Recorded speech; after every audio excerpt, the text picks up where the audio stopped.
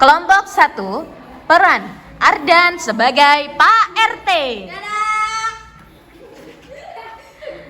Azza sebagai teman Pak RT.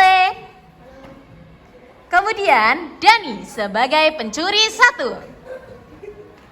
Aryo sebagai pencuri 2. Dan yang terakhir Rafa sebagai tetangganya Pak RT. Marilah kita lihat persembahan drama dari kelompok 1 dengan judul cerita Tepuk tangan untuk kelompok 1. Judul cerita Jambu Pak RT yang dicuri. Pak RT sedang duduk santai sambil menonton TV. Tiba-tiba Pak RT mendengar suara gaduh di luar. Pak RT pun keluar untuk melihat apa yang terjadi. Ternyata jambu yang sudah matang hilang dan jambu yang masih kecil berserakan di tanah. Kenapa jambunya berserak, Kak? Jambu yang matang kok hilang? Siapa yang mengambil? Lalu datang teman Pak RT. Ada apa, Pak RT? Ini jambu saya hilang. Lalu datang tetangga Pak RT dan berkata, Permisi, Pak. Tadi saya melihat ada 2 orang yang mencuri jambu. Benar, Pak. Beneran, Pak. Iya, beneran, Pak. Tapi saya melihat juga lain ke arah pos ronda. mereka pun berjalan menuju ke pos ronda. Sesampainya di sana, mereka melihat ada 2 anak yang sedang memakan jambu. Itu, Pak, orangnya, Pak. Kalian yang mengambil jambu di rumah saya ya? Enggak, Pak. Ini jambu milik kami, Pak. Iya, betul. Jambu ini kami ambil dari rumah kami sendiri, Pak. Ibu saja, nak. Daripada kalian berbuat dosa. Ya, Pak. Maafkan kami. Kami yang ambil jambu, Bapak. Ya, saya maafkan. Tapi lain kali jangan mencuri dan berbohong lagi. Karena itu tidak baik. Baik, Pak. Cerita selesai. Inti dari cerita ini kita harus selalu jujur dan tidak boleh berbohong, apalagi mencuri, karena itu dosa dan tidak baik.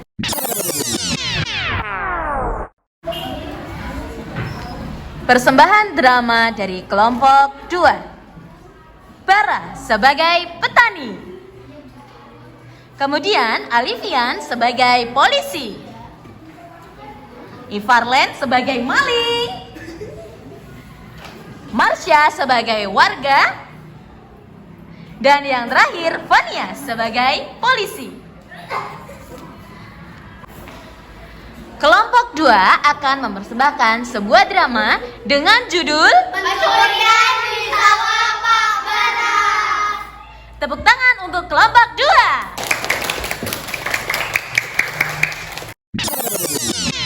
Hari ini aku akan menangani.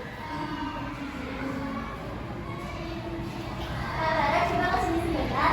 Ya udah apa aja. Kamu tahu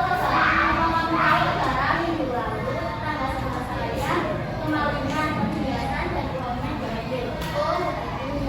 Jadi harus hati-hati. Pak Bara, sawahnya tidak ada yang banyak. Baiklah, terima kasih infonya Bu Matia. Ya, sama-sama. Jam 10 malam, maling mendatangi sawah Pak Bara.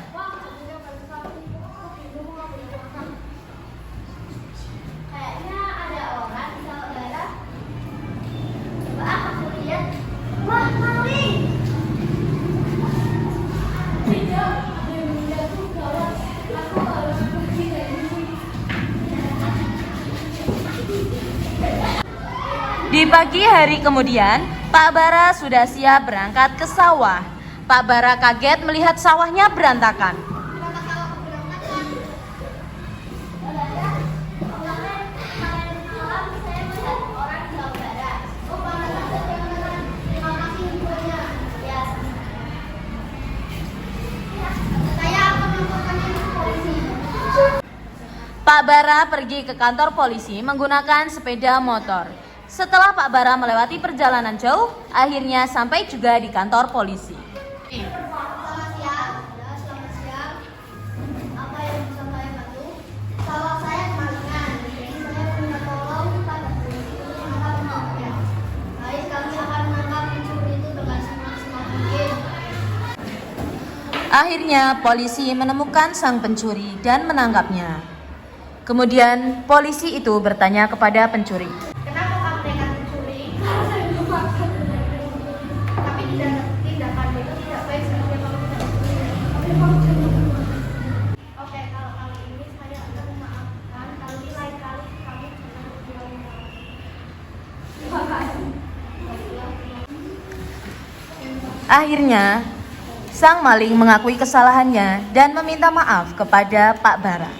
Cerita selesai.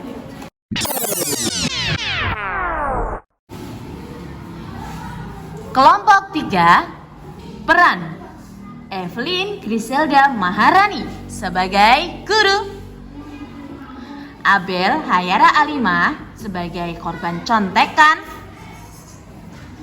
Fanya Diandra Arlova sebagai siswa yang menyontek, Adel Hayara Alima sebagai saksi mata, dan yang terakhir Gina Taufika sebagai pelapor.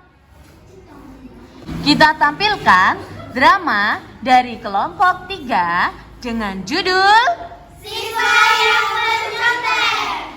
Tepuk tangan buat kelompok 3.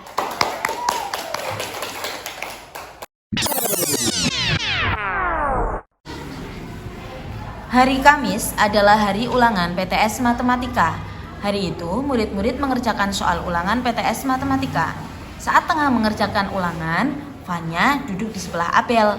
Fanya berniat untuk menyontek ulangan Abel. Fanya berbicara dalam hati, mau nyontek ulangan Abel Saat sedang asik menyontek, Bu Guru sedang melihat murid-muridnya itu mencontek atau tidak. Fanya kaget. Ia sedikit lagi terlihat oleh Bu Guru yang sedang mengelilingi muridnya. Saat guru sedang keliling-keliling, Bu Guru berkata,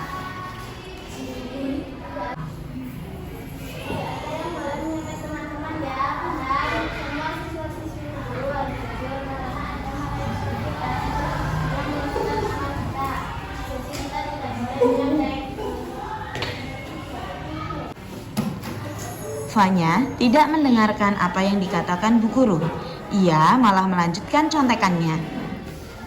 Adel melihat Fanya sedang menyontek Abel. Adel bertanya, Fanya, kamu nyontek Abel ya? Enggak. Kamu kenapa nyontek si Abel? Aku cuma pengen tahu kalau Abel nomor berapa. Jujur aja, Fanya, baik kalau kita bohong. Ingat Abel belum baik kalau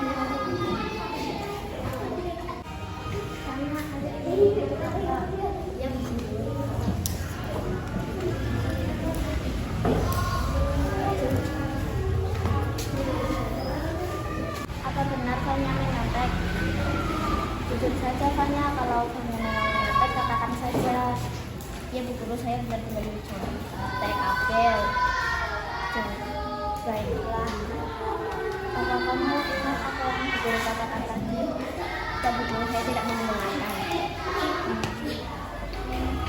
Baiklah, kalau Fanya menyontek berarti Fanya tidak jujur. Fanya dengan begitu kan perbuatan tercela. Kalau Fanya menyontek, Fanya jujur nggak? Enggak.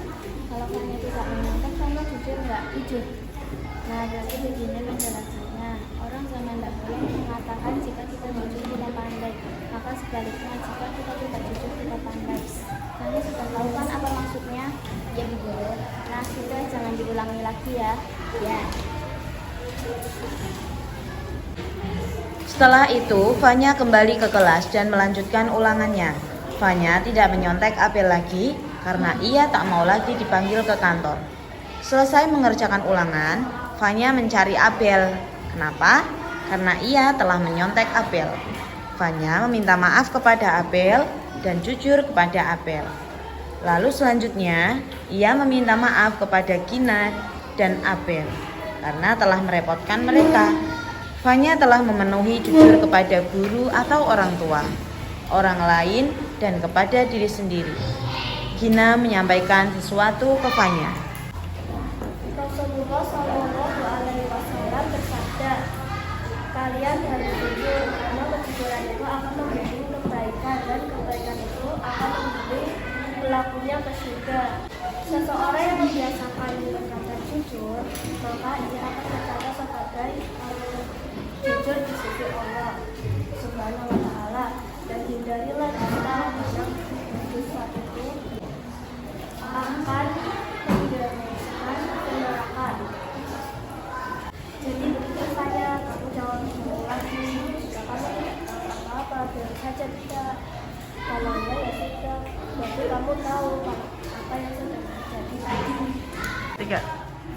Ini sebenarnya karena sih kok dia bilang makanya udah tahu sih.